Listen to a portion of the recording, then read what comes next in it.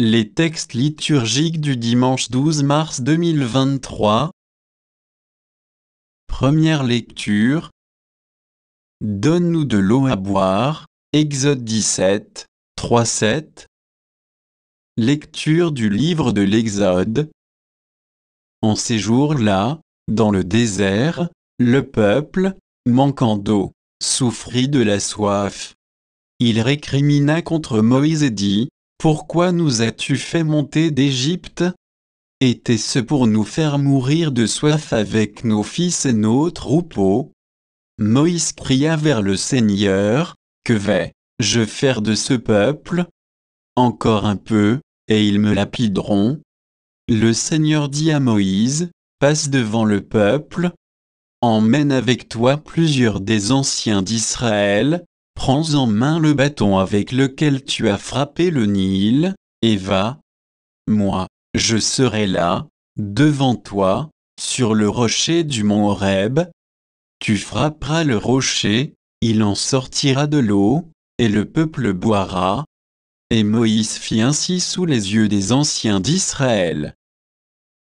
Il donna à ce lieu le nom de Massa, c'est-à-dire épreuve, et Mériba, c'est-à-dire querelle, parce que les fils d'Israël avaient cherché querelle au Seigneur, et parce qu'ils l'avaient mis à l'épreuve, en disant: Le Seigneur est-il au milieu de nous, oui ou non?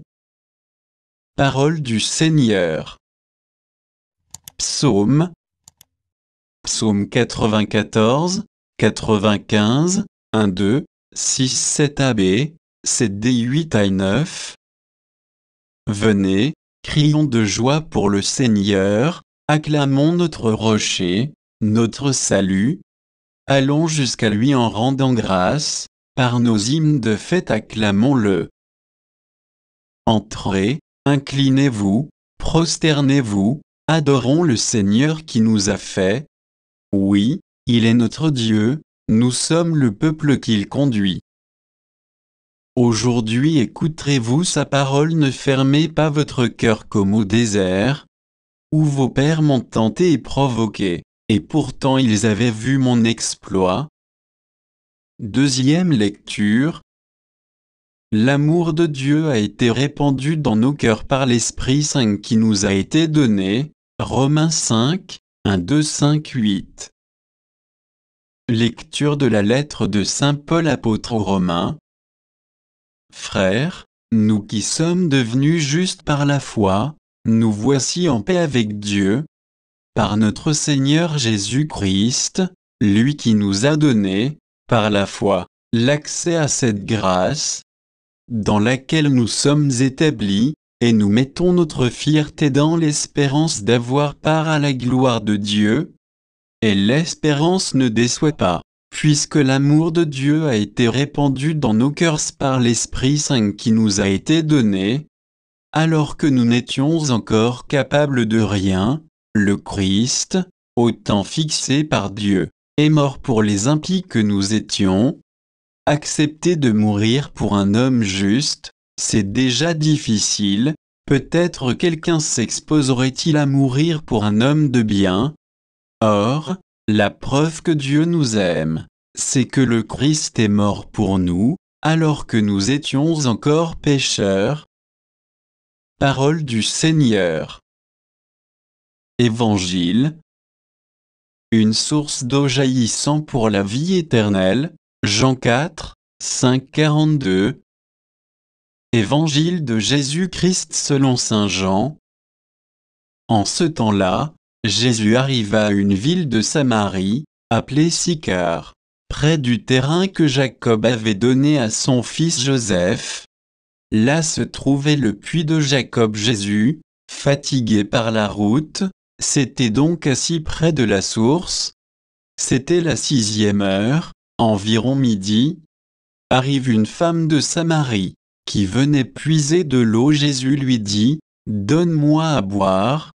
En effet, ses disciples étaient partis à la ville pour acheter des provisions. La Samaritaine lui dit: Comment, toi, un Juif, tu me demandes à boire, à moi, une Samaritaine?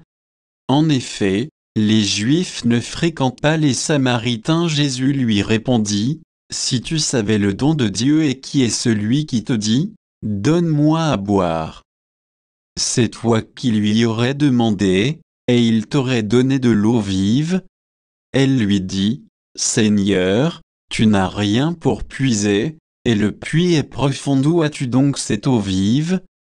Serais-tu plus grand que notre père Jacob qui nous a donné ce puits, et qui en a bu lui-même, avec ses fils et ses bêtes ?» Jésus lui répondit, « Quiconque boit de cette eau aura de nouveau soif. Mais celui qui boira de l'eau que moi je lui donnerai n'aura plus jamais soif, et l'eau que je lui donnerai deviendra en lui une source d'eau jaillissant pour la vie éternelle. » La femme lui dit, « Seigneur, donne-moi de cette eau, que je n'ai plus soif, et que je n'ai plus à venir ici pour puiser. » Jésus lui dit, « Va, appelle ton mari, et reviens. » La femme répliqua, « Je n'ai pas de mari. » Jésus reprit, « Tu as raison de dire que tu n'as pas de mari. Des maris, tu en as eu 5, et celui que tu as maintenant n'est pas ton mari. Là, tu dis vrai. » La femme lui dit, « Seigneur, je vois que tu es un prophète. Eh bien, nos pères ont adoré sur la montagne qui est là, et vous, les Juifs, vous dites est-ce que le lieu où il faut adorer est à Jérusalem? » Jésus lui dit, « Femme, crois-moi, l'heure vient où vous n'irez plus ni sur cette montagne ni à Jérusalem pour adorer le Père. Vous adorez ce que vous ne connaissez pas, nous adorons ce que nous connaissons, car le salut vient des Juifs. Mais l'heure vient, et c'est maintenant où les vrais adorateurs adoreront le Père en esprit et vérité. Tels sont les adorateurs que recherche le Père. Dieu est esprit, et ceux qui l'adorent, c'est en esprit et vérité qu'ils doivent l'adorer. » La femme lui dit, « Je sais qu'il vient, le Messie, celui qu'on appelle Christ. Quand il viendra, c'est lui qui nous fera connaître toutes choses. » Jésus lui dit, « Je le suis, moi qui te parle. » À ce moment-là, ses disciples arrivèrent, ils étaient surpris de le voir parler avec une femme. Pourtant, aucun ne lui dit, « Que cherches-tu » ou bien, « Pourquoi parles-tu avec elle ?» La femme, laissant là sa cruche, revint à la ville et dit aux gens, « Venez voir un homme qui m'a dit tout ce que j'ai fait. Ne serait-il pas le Christ ?» Ils sortirent de la ville, et ils se dirigeaient vers lui. Entre-temps, les disciples l'appelaient, « Rabbi, viens manger. » Mais il répondit, « Pour moi, j'ai de quoi manger, c'est une nourriture que vous ne connaissez pas. » Les disciples se disaient entre eux, « Quelqu'un lui aurait-il apporté à manger ?» Jésus leur dit, « Ma nourriture, c'est de faire la volonté de celui qui m'a envoyé et d'accomplir son œuvre. Ne dites-vous pas, encore 4 mois et ce sera la moisson? Et moi, je vous dis, levez les yeux que c'est regarder les champs déjà dorés pour la moisson. Dès maintenant, le moissonneur reçoit son salaire, il récolte du fruit pour la vie éternelle, si bien que le semeur se réjouit en même temps que le moissonneur. Il est bien vrai, le dicton, l'un sème, l'autre moissonne. Je vous ai envoyé moissonneurs ce qui ne vous a coûté aucun effort. D'autres ont fait l'effort, et vous en avez bénéficié. » Beaucoup de Samaritains de cette ville crurent en Jésus, à cause de la parole de la femme, qui rendait ce témoignage, « Il m'a dit tout ce que j'ai fait. » Lorsqu'ils arrivèrent auprès de lui, ils l'invitèrent à demeurer chez eux. Il y demeura 2 jours.